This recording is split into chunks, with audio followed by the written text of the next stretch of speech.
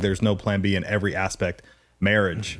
Am I going to be committed to my marriage? You know, me and my wife have an argument. Oh, I'm going to go and look somewhere else. Yep. No, there's no plan B. Like, we're going to see this through, better or worse. Yeah. Athletics. You know, I have a high school football player.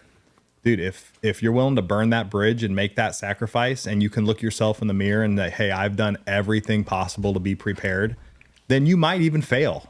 Yeah. You probably will fail. But if you can look yourself in the mirror and you can say, hey, I gave it my all and I'm going to get myself off the ground, I'm going to keep pushing forward. Like, I fail all the time. I've already had like 3 failures this week as far as business goes. Yeah. And it's just like, all right, at this point, it's just you take it on the chin and you're like, it's cool. Like, I learned from it and I won't do it again.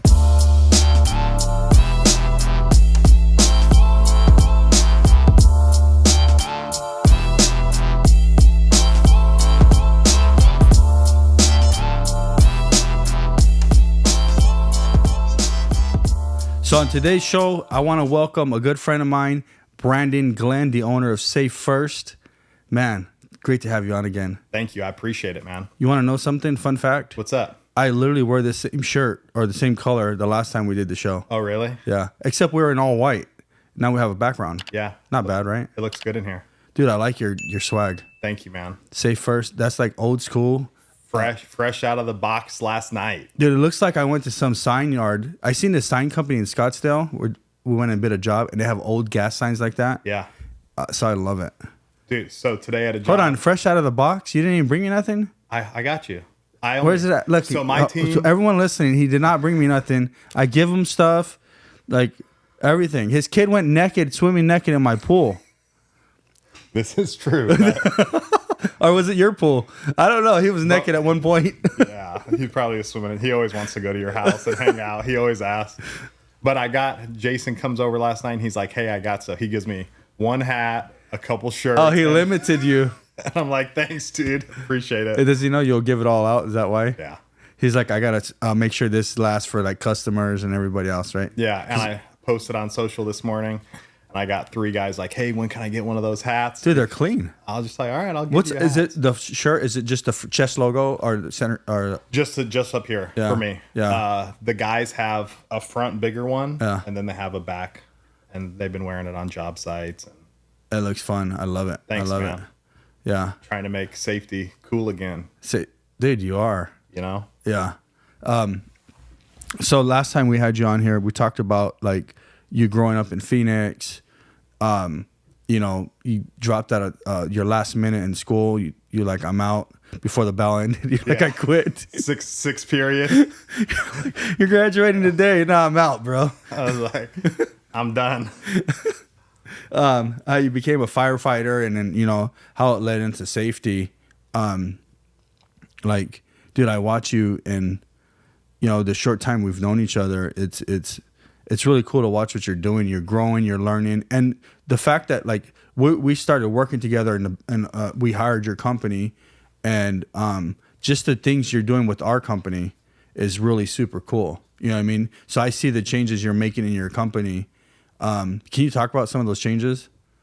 Sure. So by far the biggest thing that I've done this year differently than the previous years is I kind of relinquished a lot of the control. Yeah. And I have my team, and I have 6 guys that take full ownership of what they do. And I'm kind of letting them lead from the front, build relationships with the clients, let the clients depend on them.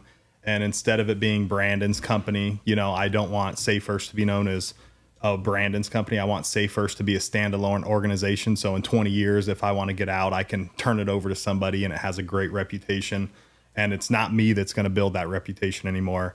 It's 100% my guys, the employees, my team members that are making a great name for Safe First, who are out dealing with, you know, extreme drywall and paint on a daily basis, making sure that they're making good decisions. They're doing the training. So I got to give credit and thanks to the guys for taking ownership and buying in and believing in the process, you know? Yeah. How do you integrate like your business into your personal life? You know, like, you know, obviously you're married, you know, you're interacting, you got the kids at the house. Like the things for me, look, I'll explain. Like for me, the things I've learned at work, I'm able to implement it into my personal life. You know, whether it's a technique or process or whatever. How does it work for you in your personal life with your work and your personal life? Does it make sense? So it makes sense. And it's a hard question because I kind of live my life with a set of core values, and I try to integrate them in business and my personal life. But I always think the foundation is like, what standards do you hold for yourself? Mm-hmm. Because my standards don't change when I'm living under my roof, and how I manage my family and how I lead my family than how I lead my team at work. You know, I have high expectations for people, and at home it's a little bit different because I got little kids. My wife obviously is not just my wife. She's, you know, my teammate in the house too. Mm-hmm. So I feel like sometimes I might be too hard on my wife, and I might have too high of expectations for my kids and what they're doing. But also when I'm doing it, I try to give them love, and I try to give them all of the things they need, the support, the guidance, the tools, the tricks, and most importantly, me guiding them on the right path so they make good decisions too. Do you find it's hard, like living like a family life and being an entrepreneur?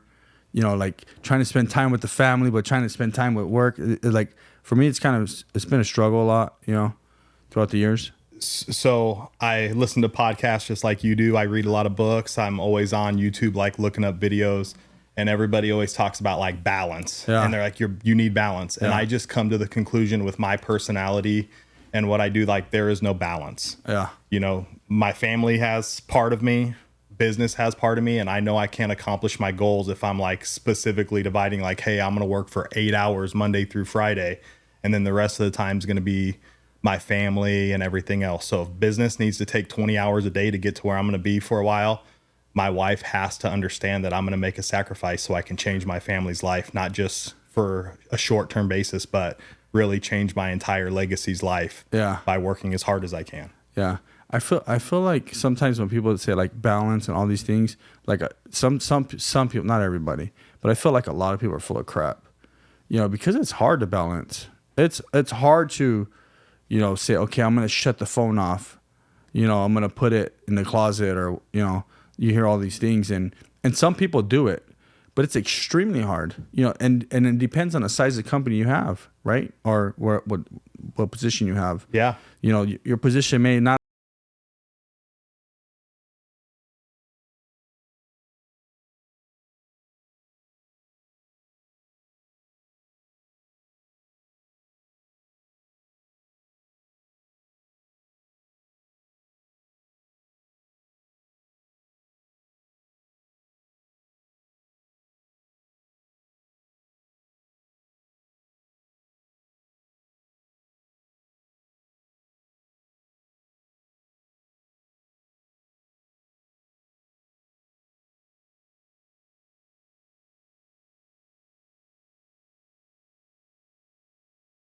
Wife does get frustrated about it. She's like, and my kids will tell me like, all you do is work. But when I'm present with them and I'm there with them, it's not like answering my phone or checking it or whatever. It's just being present with them. And they might only get an hour sometimes. They might only get an hour of my time some nights. But I coach my kids' football team. I'm there with them on Friday nights. We go to church. We go on trips. Like we do stuff. But the rest of the time, I'm not going to be wasting hours sitting on the couch watching TV. I'm going to be doing something productive to try to start, you know, making that path towards what I'm trying to accomplish. Hey, so you watch, we watch a lot of cartoons, especially throughout the years with the kids, like Disney stuff and all that stuff. What's the one? I think it's Horton. Is it Horton here? One of those shows, maybe it's the wrong show. The cartoons where he has like 100 kids.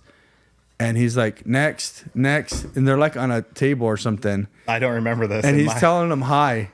I don't remember which one it is, but he's telling them hi, and he's like, next, because that's all he could give. Yeah. You know what I mean? Can we find out what show that is? I don't remember if it's Horton Hears Who or one of those, but I always think of that because he was only giving what he could give.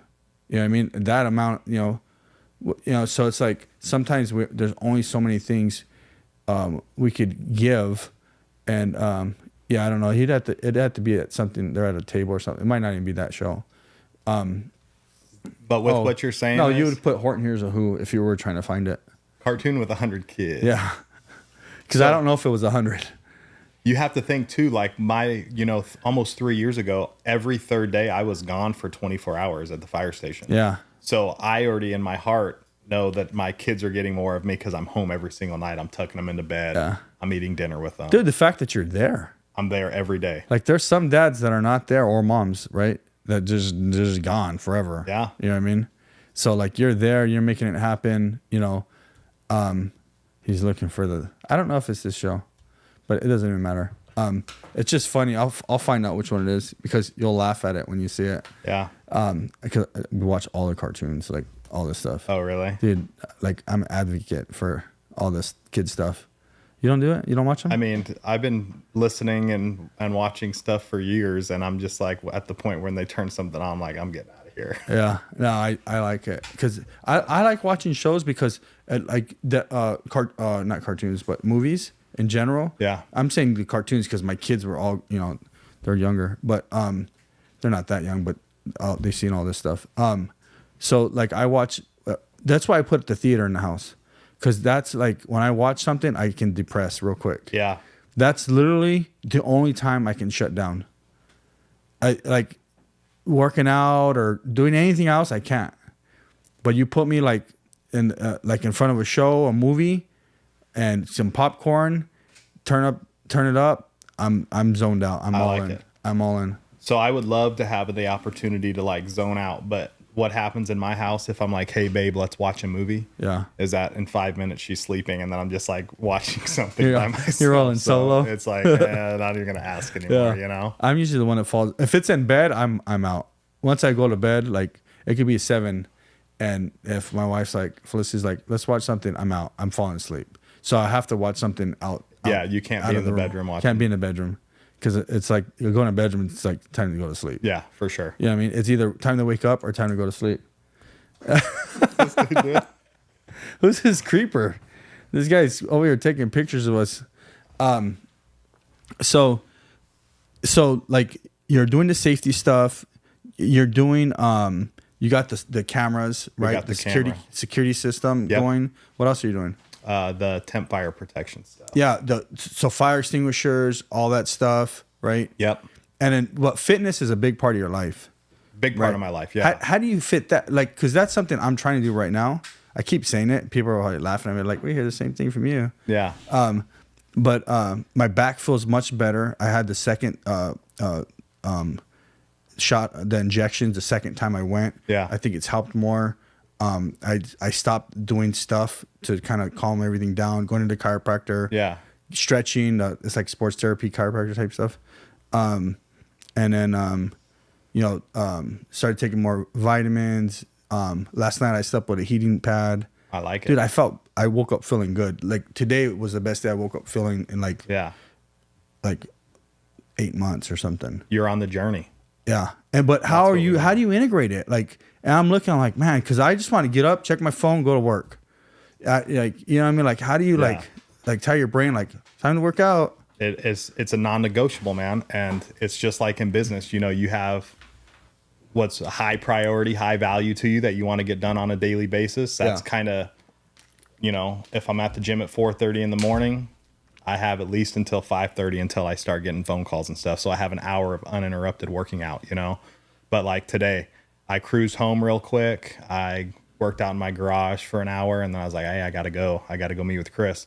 So I kind of have this saying, and I say it all the time to people, like, your actions express your priorities. Mm-hmm. So I'm always keeping the promises I make to myself. And part of that promise that I make to myself is I'm going to work out every single day. I'm not going to make excuses why I miss. It doesn't matter if I have family in town, if I have 20 meetings that day. I'm going to make sure that I take care of myself because, not only does my family depend on me, my team depend on me, but realistically, if something bad happens, you depend on me to be at my best too. You don't want me to be, not mentally there, not emotionally there. You'll miss something, especially if you're inspecting for safety stuff on projects. Yeah. So that's just my foundation. I always love working out. I'm 37 and I'm just going to work out until it all falls off and I fall apart, Yeah. But don't make excuses, and your actions express your priorities. So, for me, if I can get in the gym and I'll bring my kids in there and make them do pull-ups and I'll still get stuff done. I'm still spending time with them. Yeah, they're like join in, right? Yeah. Do you have like little baby weights and stuff? I make them do pull-ups and push-ups. Oh, okay. You don't have little 1-pounders? Yeah, I think I have 5-pounders. Oh, I get those the little girl ones. Yeah. But you get black ones. I bought black ones because that's all I could lift. Yeah. We got the set from Costco. I have the little girl weights. We got the set from Costco, yeah. Yeah. No, I got to do that. Like, you're probably gonna have to come like slap me or something. Like I told you, let's do this. Yeah, because people are like, "Hey, come drive to me," and I'm like, "Dude, I don't even want to go like 3 feet away in my other room." Yeah. Let alone drive 20 miles. Yeah. Well, it has been a big difference since I got done with my house and I have, my garage set up. Yeah. With everything I need. I haven't been going in the morning to the gym as often because I added that superhuman protocol to my deal. So that takes 35 minutes right there. So I like get that done and then I'll go work out afterwards. So I think I got to do that. What is the so superhuman protocol? So you have the red light therapy, exercise with oxygen therapy, and then I have the PEMF pad. Yeah, the one you lay on. Which is a grounding pad, basically. Yeah. What does the red light therapy do? Do you know? I don't even know the exact science that it does, and that's like the least effects that I feel of it. But I follow the protocol, and I do. Oh, because the protocol says do these 3 things or whatever. Three things. Yep. So grounding first, EWAT next, and then you do the red light therapy afterwards. So you lay on the pad. Yep.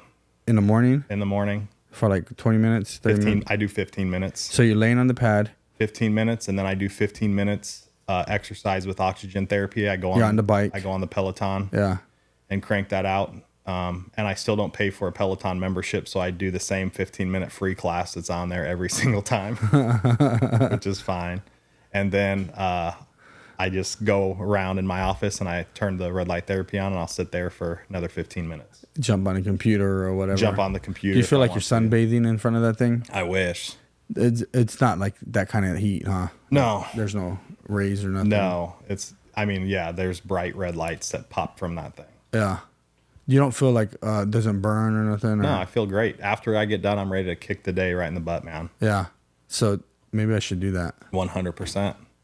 Maybe I should just go use yours. Come to my house and yeah. You're going to start charging me. Get a mask and.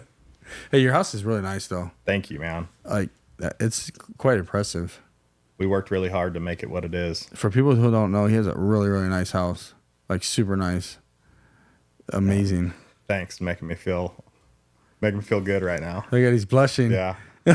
No, it's cool. You and your wife did a good job. Hey, for 3 months we sacrificed our time and we put so much effort into it. It feels good to have. Dude, you probably fought for like the next 5 years. We're still fighting over. Yeah, I know. I'm not saying I seen you fight, but I know. Yeah. Yeah. It gets intense. Like I want this light, and stuff like that. And we're still not done. I don't know when it's finally going to be completely done, but never. It's one of those deals where we're far enough along where nobody can tell the difference. You have to decide, like for us, it's never done because we're just crazy. And I know other people that like they did whatever they were going to do to their houses or whatever, and they were done because they're comfortable. Yeah. Right. For us, and I think you guys are similar. Is we'll do something and then like by the time that's done, it's like 2 years later. Right? Whatever it's big thing, because it lingers. Like you still miss this and still need that. And then by the time that's done, and then, so by the time the construction's done, it's like a year later, right? Then it's like, oh, we got to hang up pictures and mirrors or whatever the hell, right? Yeah. Have you hung up any stuff? Anything? Very, very little. Okay. And so I'm laying out your life, right? It's about to start. Then you got to go pick out all these damn things, and if you're my wife, she just custom makes them all. And so by the time you get those up, it's time's passed because you got to fill up every dang wall. Yeah. So it takes time to get all that stuff, right? And then, so by the time you do all this stuff, it's like 2 years later, and you're like, let's change the couches, right? Then you're like, let's change this. Because you change that, you got to change that. You see what I'm saying? Totally. So then you're never done. That's what I mean. It's never going to be done. So I just laid out your roadmap, bro. It's already like that. Put the furniture budget away. Just put and then the next time it gets more expensive, right? So, say you spent like 10 grand on your couch now, right? Just put like 20 grand away. or whatever, because you're gonna buy like 7 pieces next time, and they're all different kinds and from different stores. And so good luck with that, Brandon. Thank you, man. We're gonna keep the house going. We're gonna keep this going for the next 10 years, maybe. Who knows? You know, you'll change, and maybe it's just us. We're crazy, dude. Because I swear to God, I feel like we've had like 15 couch changes, and my wife's kind of crazy. Yeah, your house is special though, man. You guys worked hard, dude. That's just the one we live in now. It's with every house we've changed the furniture like 10 times. So we're trying to figure out what we're going to do to the front yard landscape. Yeah. So we're driving up and down the blocks, and I just stopped in front of your house. This was 2 days ago. And I was like, we should just do something like this. She's like, no. She's like, no, let's do something else. I was just kind of playing. No, I like it. It's clean. Yeah. Go to like the Arcadia area. That's what we did.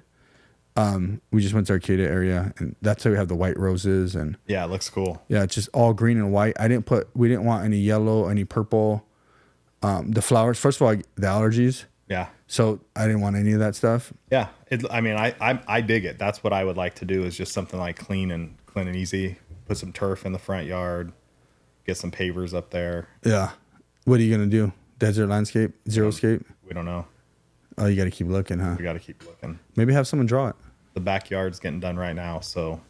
I'll have your brother-in-law draw it. Does he have the software? No, maybe a piece of paper. Like stick people. Yeah, that'd be okay. I drew Antonio a picture. I was like, I want to make a post like this. It's like a stick guy. It's terrible. Yeah. No. So, back to work. How do you? So, like, you're a motivation type guy. How do you motivate your team to want to work? Like, first of all, want to work for you, with you, and then for a customer that they may not like. Those are like 3 questions. Yeah. So, how do you motivate the team? Well, first, you have to have a set of core values established before you hire employees. So they have to fit the middle ground. They don't have to have all the core values that they have, but like my number one core value is being a team player. Yeah. So when I'm sitting across from somebody, you can ask direct or indirect questions to figure out like if they really are a team player. Mm-hmm. And if they're not, then they just aren't a fit for Safe First Corporation. Mm-hmm. So that's okay. No big deal. So if you have guys who kind of fit your mold of what your core values are, then you should assume that you could build them up and make them into leaders themselves, so they can not only represent themselves, which most importantly, if you're on a job site, or if Jason or Roy or Justin or whoever's dealing with your guys, they're representing themselves first. So they want to represent themselves in a high level, and they want the guys to think like, that's a good dude. He's there to help us. He's here to make a difference, and he knows what he's doing. Yeah. Right. Yeah. So first, they need to represent themselves. Second, they need to represent what Safe First is all about, which be a professional, have the knowledge. If you don't know something, that's okay. Ask, say, hey, I'll find something out, but do a great job. And then the last thing about trying to represent is you have to give them the tools they need. Mm-hmm. So my guys, we do Monday morning meetings, and the Monday morning meetings are not really me talking too much. It's like post 10 minutes after the meeting takes place, we'll talk about like whatever's coming up, whatever we need to do for the week. But I have each guy do some type of training, and they train everybody else every Monday morning. And the reason why I do that is I want them to get comfortable speaking in front of people. I want them to train us where they're not comfortable and they're not knowledgeable on things, mm-hmm. so they can do and make mistakes in front of a group that supports them, that's going to be able to build them up. Yeah. So if they go out in the real world, the dogs aren't going to eat them. They're going to have the knowledge and the resource they need to do things at a high level. Yeah. Did you get that from the fireplace? The fire department? No, I didn't.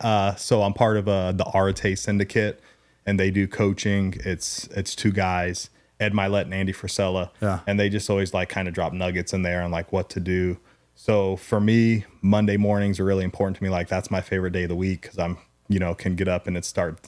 So I want to get my guys to feel that same way too. Like, hey, I'm ready to kick this week in the ass. I'm ready to get going. Yeah. So I try to get them on Monday all together, so I can get their mindset right too. I like it. Something we started was, we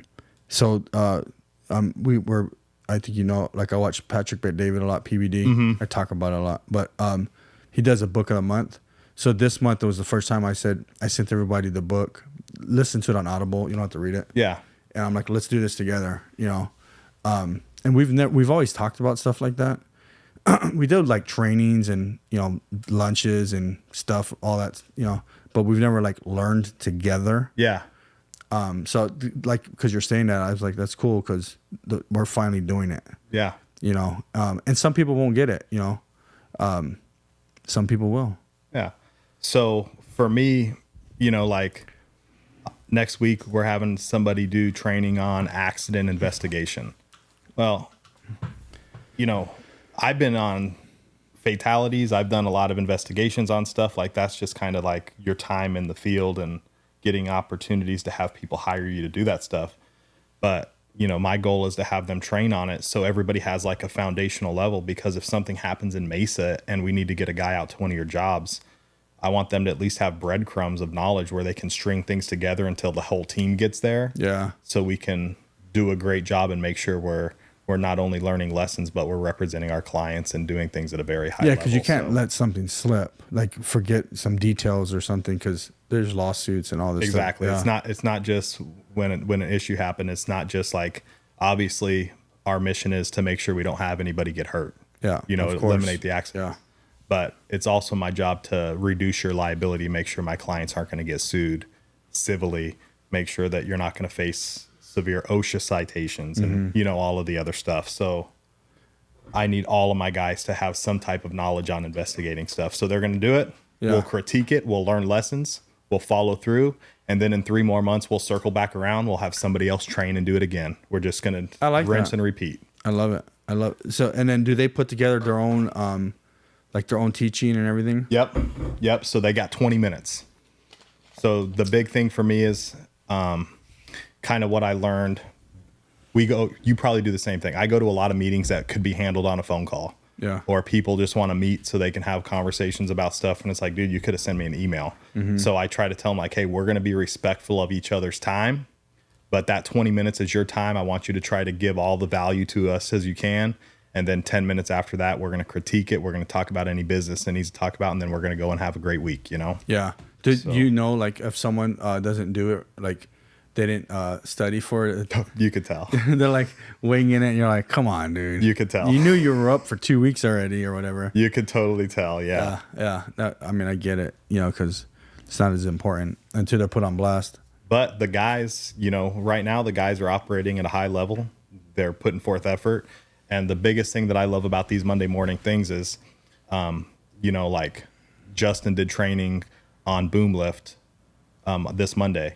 Well, he's like, hey, John and Roy really helped me out with all of this stuff and helped me put my package together of what I was going to present. You know what I mean? Yeah. So I like to hear. I had no idea that these guys are helping other people out, but that's what it's about. Our first core value is being a team player. So it's not just a team player when everybody knows about it. It's behind closed doors when nobody knows about it as well. So that's huge. I think there's a lot of people that aren't team players, and I think like I'll tell our team is usually when you know like the person's not a team player, they usually will remove themselves.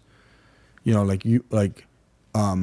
sometimes people will say, well, why don't we fire that person? And I'll say, look, if they don't want to be part of the team, they'll remove themselves. Yeah. It'll show. They'll remove themselves because they can only handle being in the wrong environment so long. The capacity to be in an environment that's rich with motivation, positivity, and they don't like it. Reinforcement. It's fighting against their grain. It's going against their grain, and so they'll quit. They'll sabotage themselves, and people do that in general in life.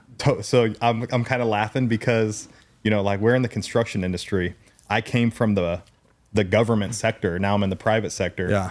But the people who are the worst team players, you'll see them go from company to company to company, and they leave and they'll say the same thing. They'll like blame the company for not being a good fit, and then they'll blame this company for not being a good fit, and then they wonder why they don't have any stability and they can't get the recognition they think they deserve. It's like, well, dude, like the fundamental thing of what we need to do is we need to be a team player. Yeah. And you haven't finished the project, and as long as I've known you, you work for 6 months and then you go somewhere else. Like you don't 6 months. That's not teaching anybody what type of person you are. And then you leave and it's like, oh, well, our suspicion was correct, you know? Yeah. Yeah.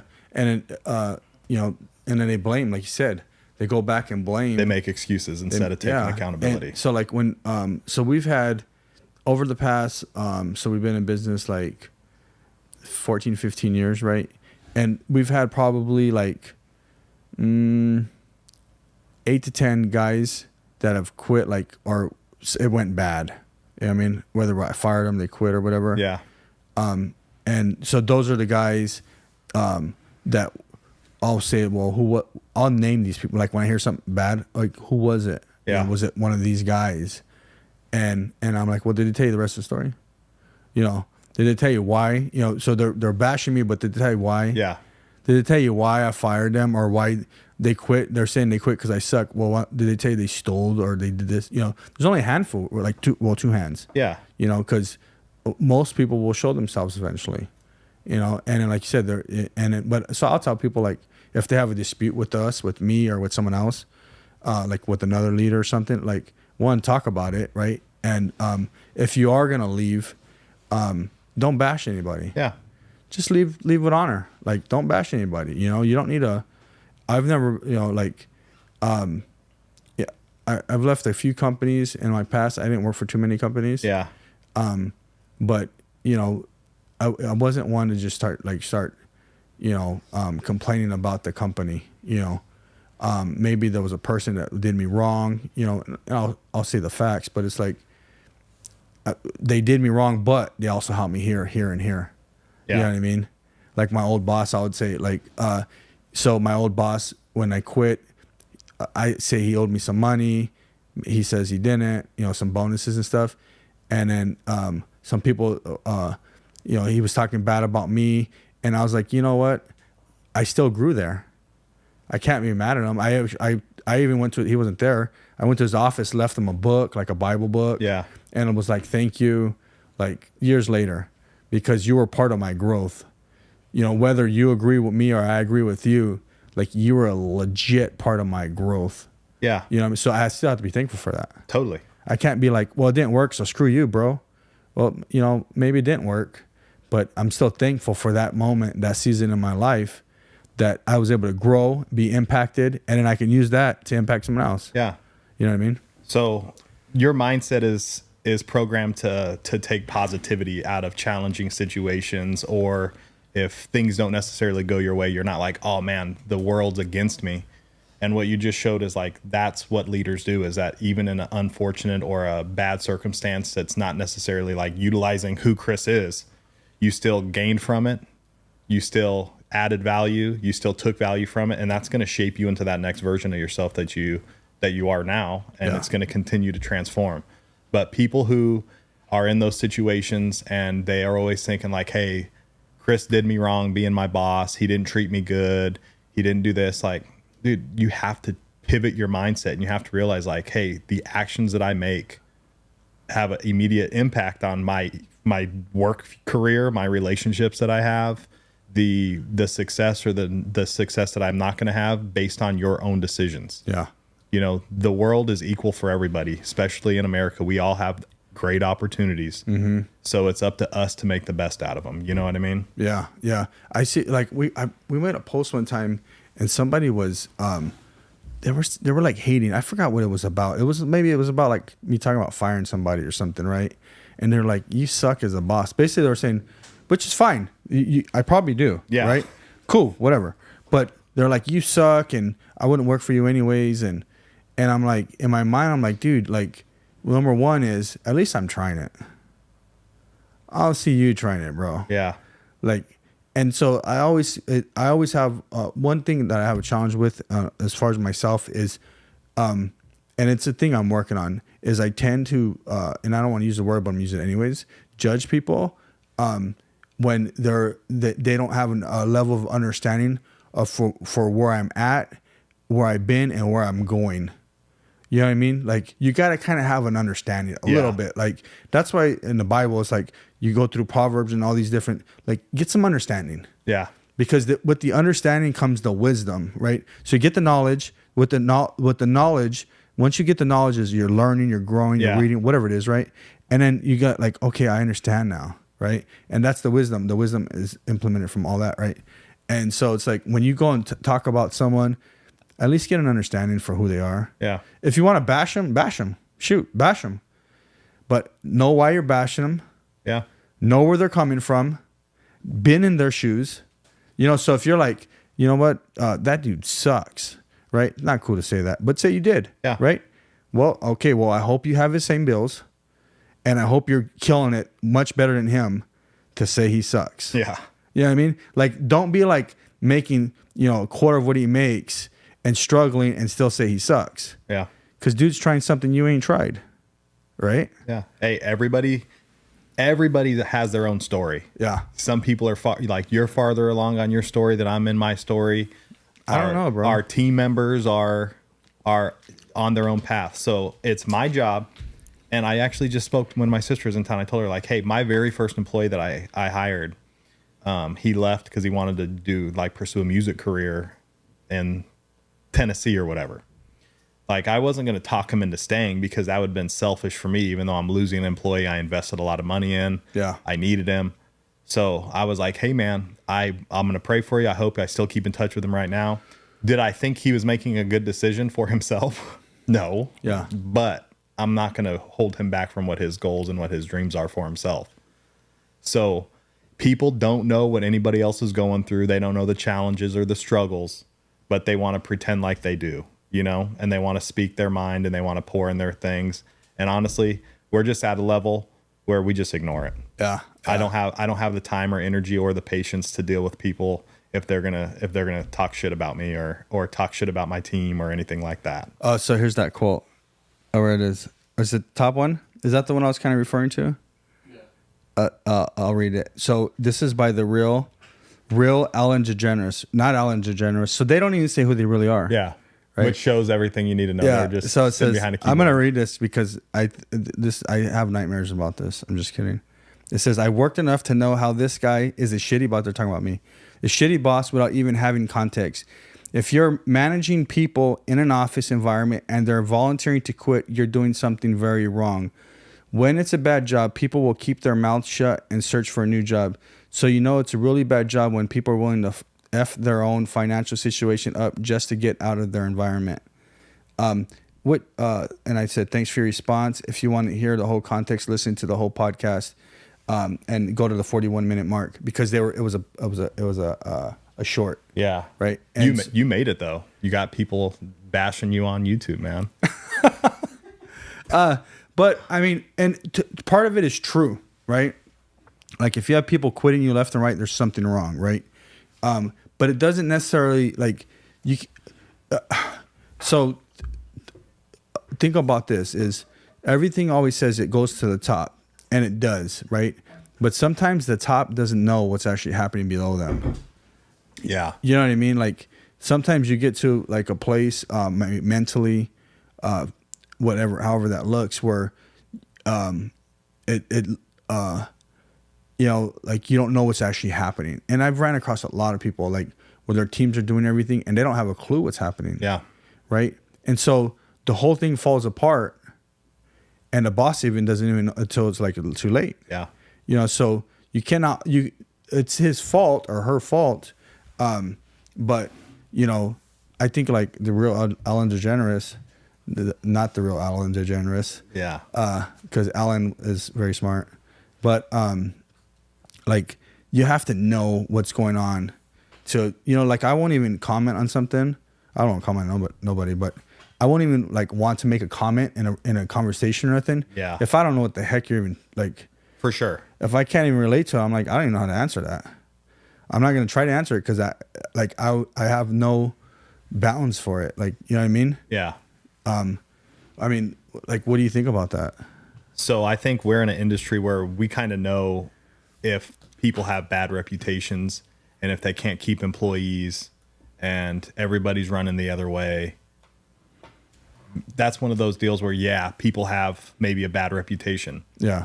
But isolated events where people leave, that's an individual problem. That's not an organizational problem. Yeah. And that's what everybody always has to look at. Yeah. But unfortunately enough, in the day we work at, is that we can have little Timmy leave our company and they could talk as much junk as they want to about the company, and they can say it's the worst ran organization, didn't care about their employees, they didn't give me days off when I needed, everything that's not true. Yeah.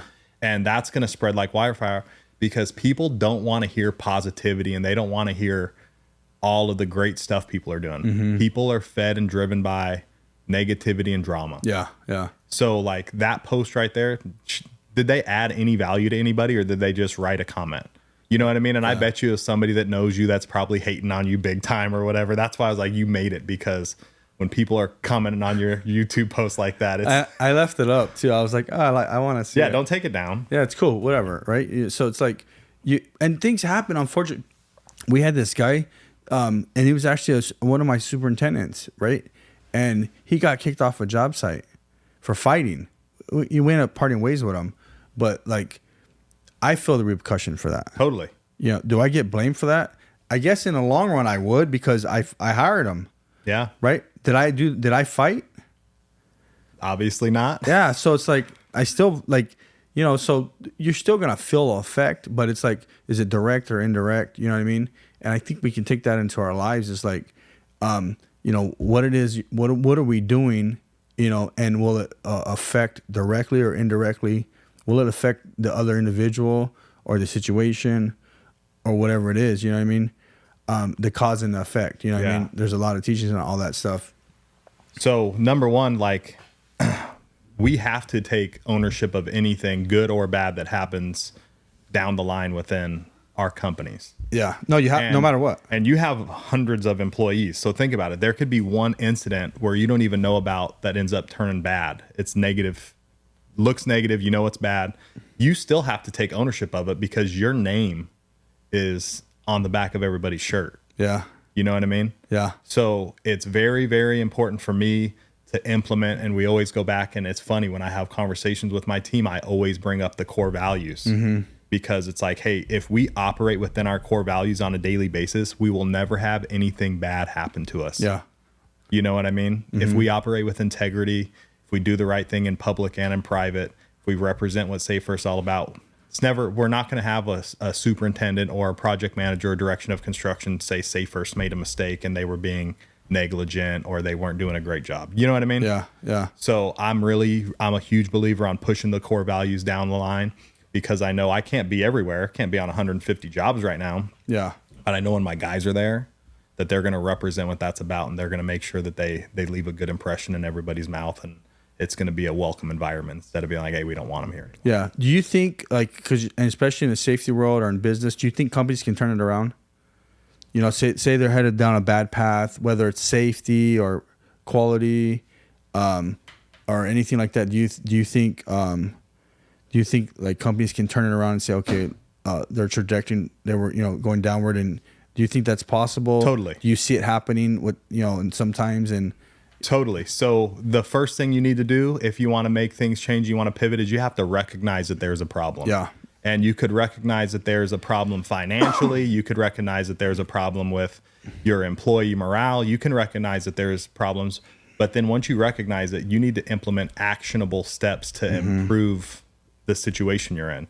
And for me, honestly, like the safety portion of organizations are one of the ones that you can have positive data trends like right away. Within, you know, if you were having issues, we can make a change and we could track the numbers within 4 or 5 weeks. We can make a pivot and make the change. Yeah. But the only issue I see and the biggest challenge I see is that once people get on this, they think that, hey, we're rolling and we're average now. Yeah. Or before they were a D-. Yeah. And they get to the point where they start taking breaths, the complacency kicks in, and that's when you start tracking backwards again. So organizationally, you need to have buy-in from everybody, and it can't be a one-time event. You have to hit targets on a weekly.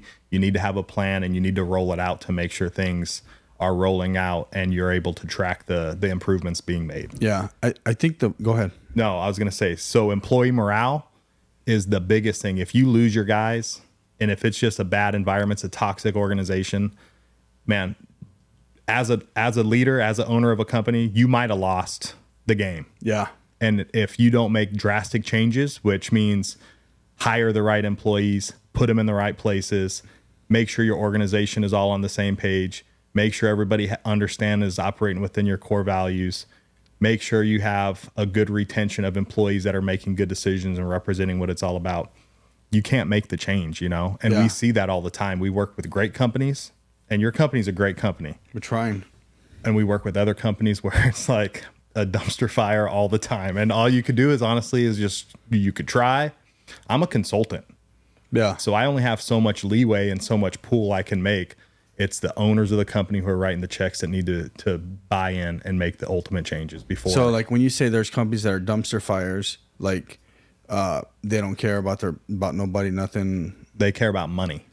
So they don't care about nothing. So like and some of these companies you work with some big companies in the multifamily world. Yeah. So some of these people, I call it, they put profits over people. Yeah. And they're willing to sacrifice their employees, their reputation, everything, man, job site conditions, schedule, everything, so they can make money for themselves. That's crazy. You know what's crazy is like they still get hired because they put that dollar and they make it where it's, you know, so underbidded where it's like hard to have these general contractors resist budging on it. You know what I mean? Yeah, because they're so cheap. They're so cheap. Yeah, because I'm like, we'll go out and do like a fantastic job, right?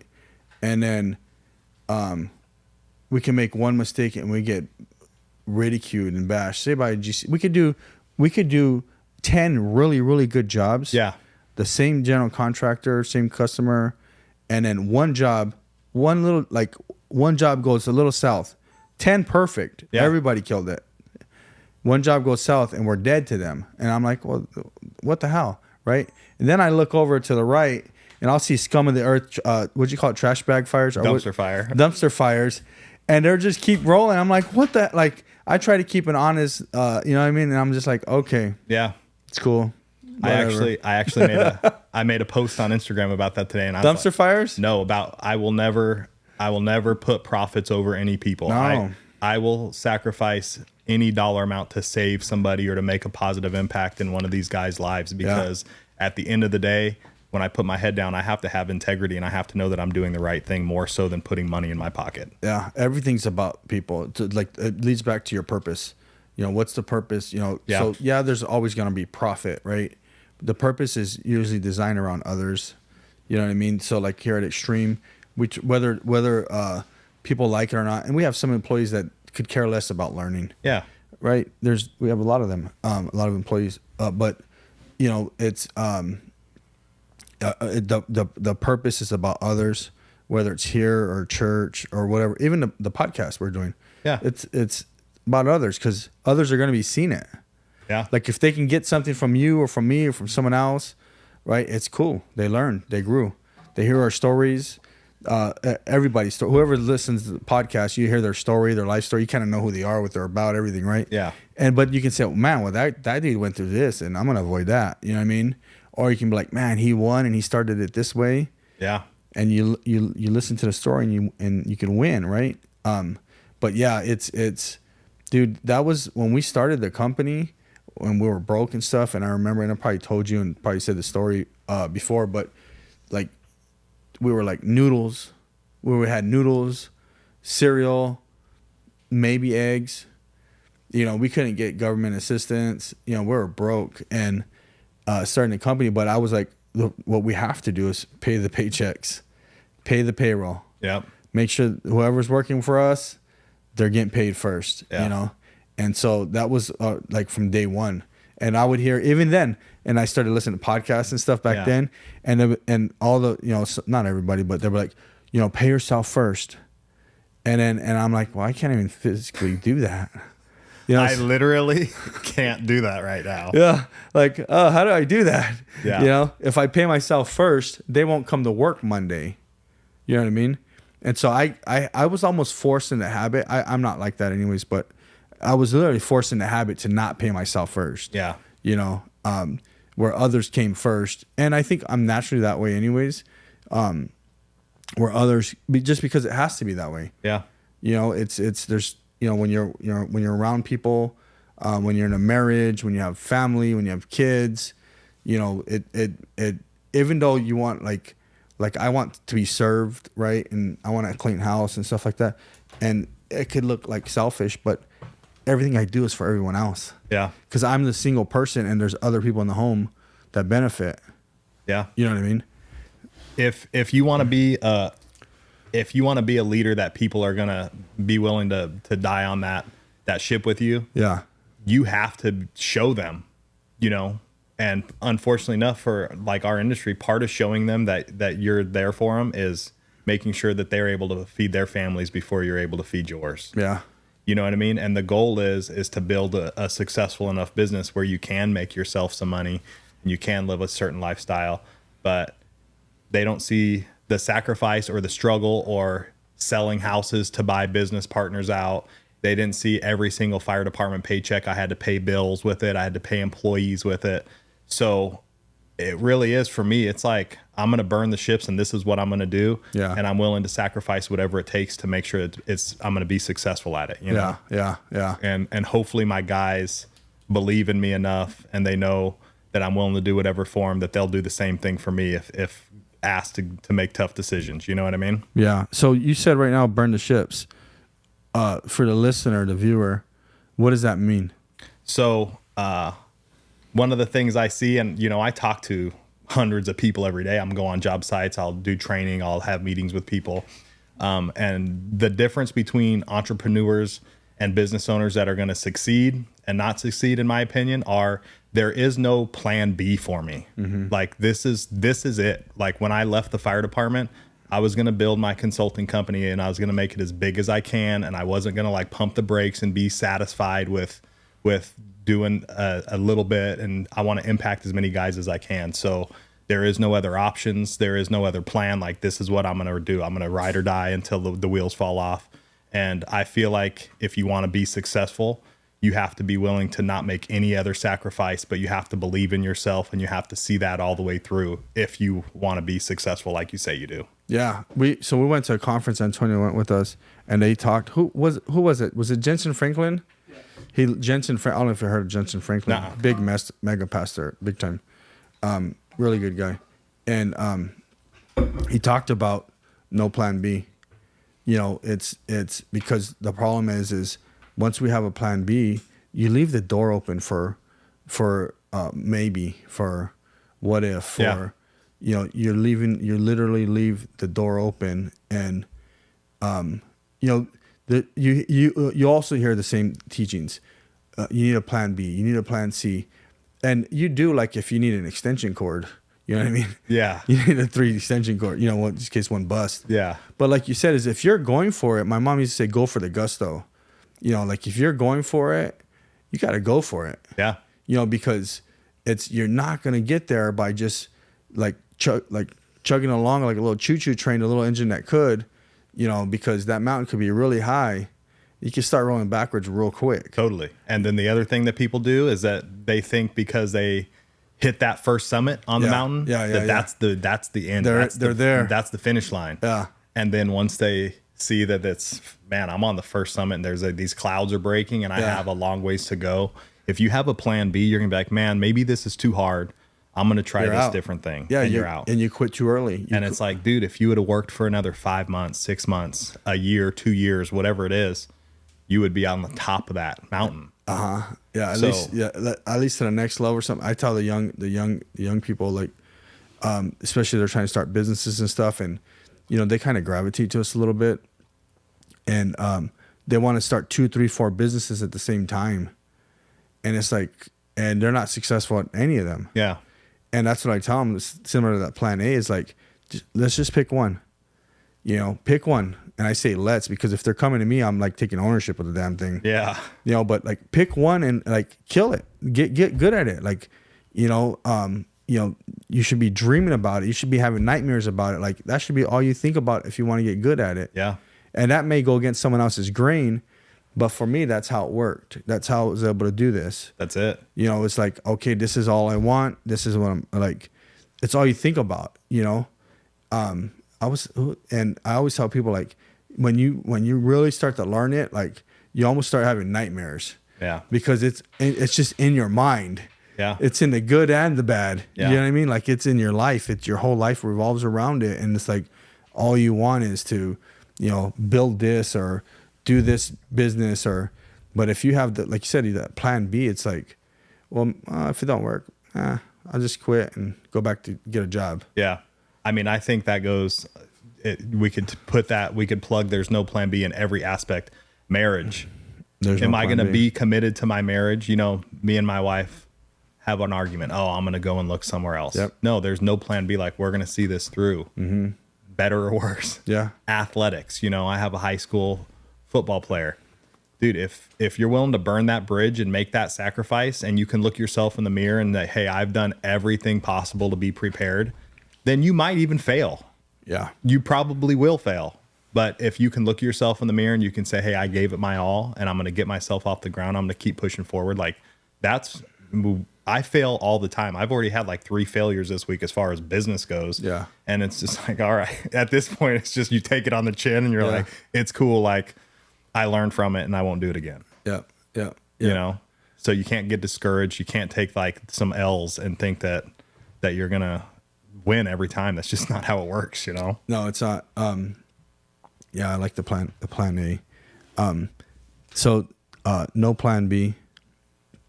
Burn the ships. Burn the ships. Burn the ships. I mean, there's stories in history books about when they came over or went somewhere and they burned the ships, and there's legit stories of that happening, and because it's like, we're here. Yeah. I mean, you gotta figure out if you got some dog in you or not. That's what it boils down to. Yeah, because you can it sucks getting beat up. It sucks, right?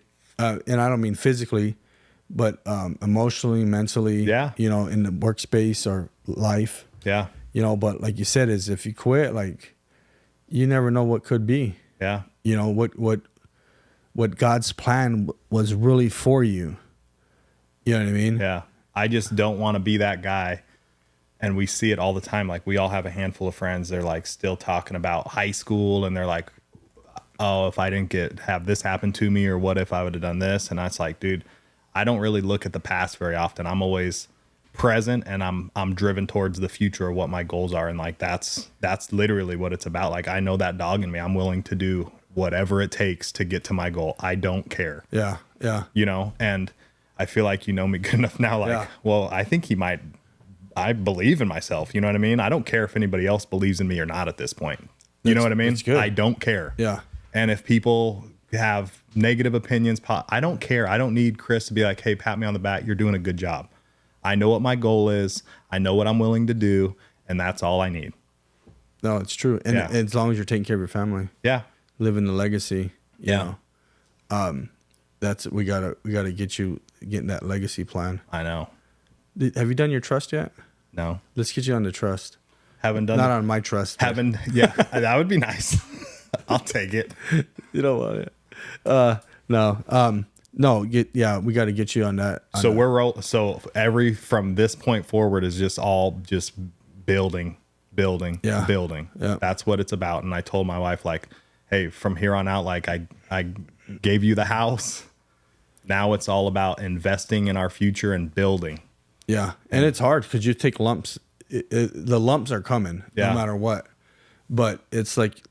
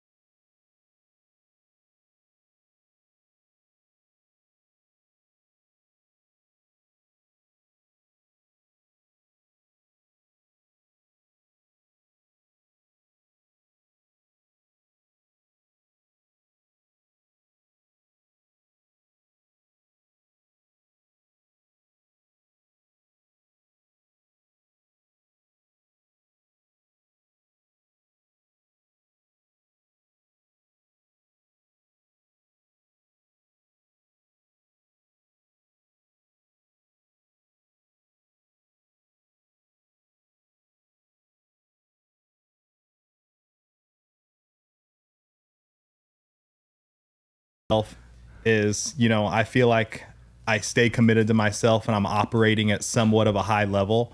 And I was watching a dude that I really look up to, and I was watching one of his YouTube videos, and I'm like, dude, I can catch this guy.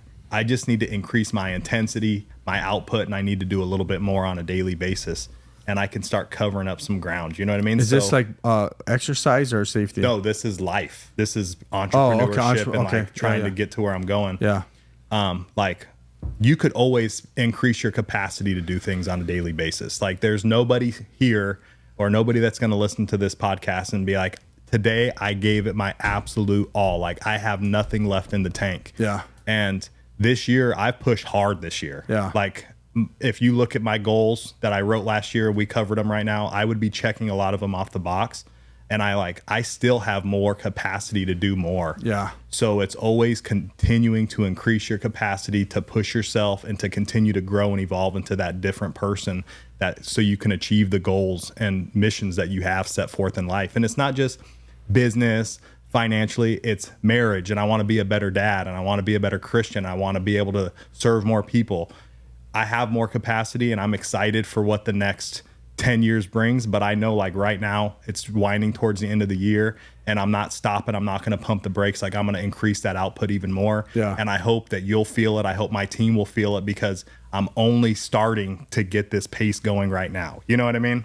Oh, that's good, dude. Maybe I'm going to get, we're going to do it. And it's going to be, so I use the analogy, what is it? Draft. I'm going to say it wrong. Hold on. I'll tell you right now. Yeah, so I think the reason why I wanted to say that is I know my team is going to listen to this. At least they'll support us and they'll listen to it.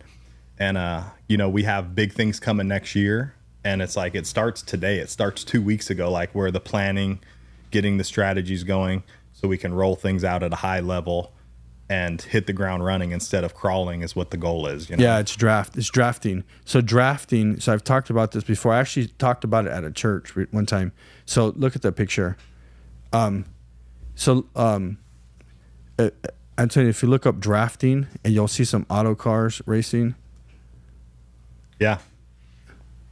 Look up the images. No, not take off the last part. Just put drafting cars. Okay, hold on. See that one? Go to second row, fourth over. Right there. So I literally have that. So you could put that, show that image. Showing. So that image, that airflow image, drafting. So have you heard that term before? Yeah. So it's cool because race cars use it, right? And we've talked about this, I think. And it's like, if we can get aligned with each other. Yeah. And whether you're ahead, I'm ahead, or some other dude's ahead. But if we can go and we can. Yeah. I mean, like, think about it, dude. Talladega Nights, bro. Shake and bake. Totally. But that's a huge, like, if people can get that, and so the front car on that image is taking all the pressure. She says high pressure. Yeah. Right? And then so the middle car is cruising with them. Right? That turbulence is right. It's like sucking them in and pulling them. Yeah. So we literally can do that with each other. Yeah. You know, or other people can do that. You know, get with someone maybe that's ahead of you. Yeah. And then they're already facing the pressure because they're ahead. I mean, that's what my goal is, to be around people that perform at a higher level like you, because I feel like I'm going to rise to the occasion and I'm going to be able to operate even higher. And if we hang out with dudes that are in the back of this race right now. No, they're in the stands. Yeah, that's what I mean. They're in the highest seat. Yeah. Most cheapest seat. And so like what it does is just being around other people it expands our minds. Totally. More than anything, like, and you are who you hang out with, and it's not only literally, it's figuratively too. Like, when I started looking at like nicer houses and stuff and getting around people, I'm like, man, I can have that. You know what I mean? Yeah. And then, you know, so like it's expanding the capacity of what I can actually have, because we don't even know what we can have or what we even want until you see it. Yeah. Like, you don't know what you want until you see it, and you're like, oh, you don't know what you like until you taste it. Yeah. You know what I mean? Yeah. And so, and that's the expansion of the capacity, is like trying things. I like to try different food, right? We try to go on these little vacations, and we want different states. Now I want to go to different countries. Yeah. It's expanding our capacity and our knowledge and our the knowing of where we've been and where we want to go. Yeah. You know what I mean? Yeah. But your drafting is right. Like, you're never going to outperform a bad circle of people that you're in. But on the other hand, if you can link up, if you can somehow sneak into a group that's operating at a very high level, dude, you have no choice but to start getting that energy and to start getting that momentum and start operating at a higher level. Yeah. Well, because you see them, you're there. You're there. It's it's energy. You're going to lunch with them. It's high pace. You're talking with them. It's high pace. It's the energy's like, boom, you do this, you can do that. Let's do this, let's do that. You know what I mean? And it's like, for me, it's appetizing. Like, I want to be around that. Yeah. I mean, I want to be around that too. And that's every marriage. If you're going to the bars and you're hanging out with single dudes, what do you think's going to happen? You're done, bro. It's simple. If you're trying to get fit, if you're in the gym hanging around with a good group of people, you're going to get fitter. You know what I mean? I got to stay out of the buffet, bro. We got to have accountability partners right there. Yeah, we got to stay away from the buffet. Yeah. But no, it's for me, thank you for having me on again, man. I'm excited. Hopefully we'll do this a third time, and hopefully we can have more exciting news and we can continue to kind of share some of our wins, because people need to know, do people feel it's a hard economic time and gas is expensive? We can hear all these excuses, but if you're willing to put your head down and grind, none of that else matters. You'll be able to pull success out of any environment. You'll get through it. Yeah. You know what I mean? You can make the best. I was talking about this before we end. I was talking about somebody earlier, and I was like, listen, I remember when I was coming up when I had a job, and I was making like $16 an hour, renting a house, paying a truck payment, like taking care of kids, everything. $16 an hour. Now, granted, you can say, well, that's a long time ago. Not that long ago. Yeah. But I was like, well, this guy makes $4,000, okay, and his rent's only $2,000. And so I'm like, I don't even want to, like, I've been there, so I can kind of judge that. Remember I said I kind of judge the situation? Yeah. Because I've been there, I'm like, you can do this. Freaking quit going out to eat, quit drinking beer every night. You're buying a 12-pack every night. Sacrifice. You're buying a 12-pack and you're buying dinner. Like, okay, give it up for 2 years. Yeah. Give it up for 2 years. You'll get out of the rut real quick. You'll move up real quick. You'll get your mind right real quick. You'll end up getting a promotion. You get a raise. You get a better house. All these things will happen. Yeah. Invest in yourself instead of investing in like the alcohol and eating out. Like, if you're going to buy something, buy books or podcasts or audibles or do something that's going to grow your capacity. Yeah. But right now we do feel it, man. Like, business, I feel like 3 years ago for me was a little bit easier. Yeah. So now I learn all those lessons and I'm still able to operate and function at a high level, but it's harder. Well, there's less of it right now. Yeah. I was talking to the mortgage guy, and there's no refinance loans happening. There's certain things that are happening that are slowing us down. That's the drag. Yeah. Right. But again, it's if we shift and move, and if we're prepared, if we prepare ourselves, and if we're constantly learning and like listening to what's happening. Yeah. And you don't have to be a part of it, but you got to listen to it, like what's happening around you. Yeah. What financial situations are going on around your community, your neighborhood, your state, your country. I'm looking at world stuff. Yeah. So I get phone calls, Chris, every day. Hey, Brandon, what's this person doing? What's this person doing? You got any jobs in the pipeline? Like, so I'm the start. Like, if a project starts, they start with me because I need to get the project off the ground with all of their site-specific safety plan. I need to get their emergency action plan. So, like, they know if I'm like, hey, this deal starts, they're like, okay, cool. We're going to be a few months behind them. So everybody's feeling it. I get phone calls all week long now, like, hey, what's up with this deal? What's up with this deal? So I know everybody's feeling it. So now, like you said, you got to have a strategy. You got to have some experience because you're going to take some lumps across that line. And then the last thing you have to do is you have to have great relationships with people. And this is what I hit on hard time last, is if you have great relationships, they're going to give you the opportunities during the downtime. Yeah. It's forgiving. Yeah. It's forgiving. It's the relationships. Okay. So one more thing we're going to leave. I want you to listen to a book. It's not our team book, but it's Elon Musk. Okay. the documentary of Elon Musk. It's so good, dude. It's super long. Like I'm listening to a John Maxwell book right now, and it's like 3 hours. Elon Musk, I think there's like 13 hours left. 16 hours long. Yeah, there's 13 hours left. I'm in 3 hours into it. So good. Interesting. You're gonna like the stuff we're talking about. You're like 20 hours. Yeah, I'm telling you, there's 13 hours left on my Audible book. So listen to that. Yeah, I'm excited. Dude, Elon Musk good. is, for me, he's the real life Batman. You know? I like Elon. I mean, I don't care what anybody says. I do too. Like, there's certain people that I like. I don't care if you don't like them or you don't. You do, you don't. No, I look a couple people I really like a lot, and most people hate. Yeah. You know what I mean? One's a developer out of New York. Oh, really? I think I might like that same guy. Yeah. Might like the same dude. Oh, man. Okay. Last thing. All right, as we go, what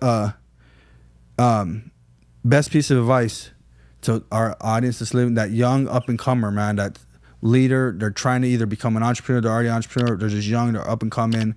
Give them a nugget. We went through some stuff. Give them one more last. Give them one. Give them one. Give nugget. them one good one. Don't fucking quit, no matter what. Don't quit. Don't I love quit. It. Sorry that I cussed. Burn the ships. No plan B. Yeah. Don't effing quit. And yeah, that's it. Brandon Glenn. Thank you, man. Say first. We love it. Thank you for coming. Be blessed. Thank you.